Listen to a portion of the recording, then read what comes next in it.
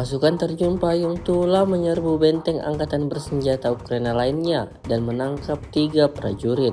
Rekamannya ramai beredar di media sosial Telegram pada Jumat 2 Agustus 2024. Satuan Resimen Parasut Pengawal dari Divisi Lintas Udara Pengawal ke-106 merebut benteng besar angkatan bersenjata Ukraina di salah satu hutan pinggir desa. Selama operasi pengintaian dan pengintaian tambahan terhadap posisi angkatan bersenjata Ukraina dari udara, pasukan terjun payung mengekspos sistem pertahanan musuh dan menembakkan senjata. Pasukan artileri kelompok tersebut menekan posisi tembakan artileri angkatan bersenjata Ukraina dan menghancurkan pos kendali di salah satu pos terdepan. Setelah mendemoralisasi musuh dengan serangan yang tepat dan menekan senjata api musuh, pasukan terjun payung maju dari beberapa arah dengan kendaraan tempur lintas udara BMD-2 ke arah posisi angkatan bersenjata Ukraina.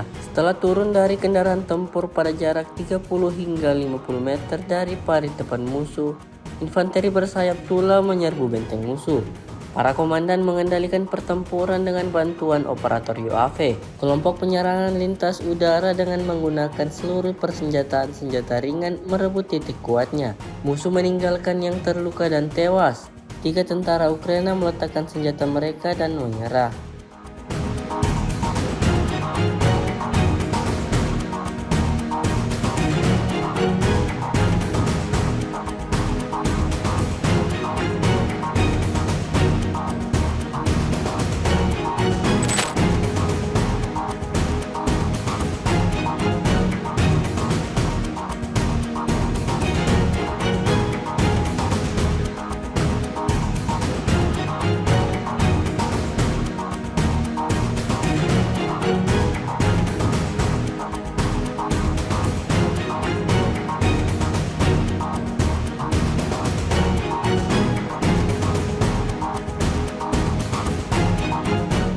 Download Tribun X sekarang, menghadirkan lokal menjadi Indonesia.